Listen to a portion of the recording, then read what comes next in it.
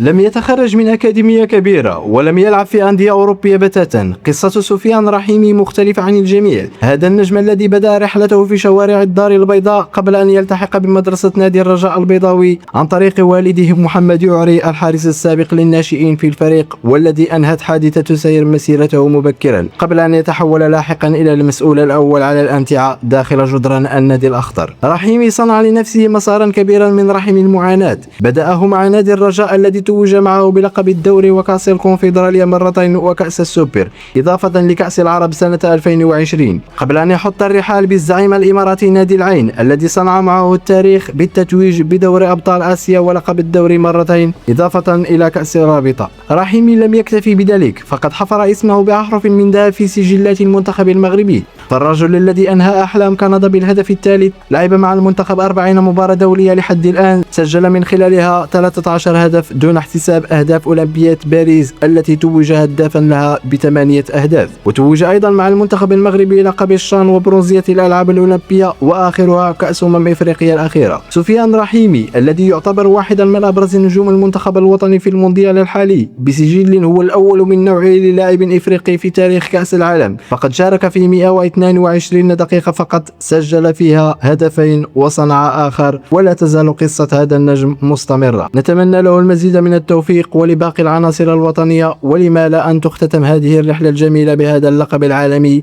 الذي نحلم به جميعا. أراكم في حلقة مقبلة بإذن الله، والسلام عليكم.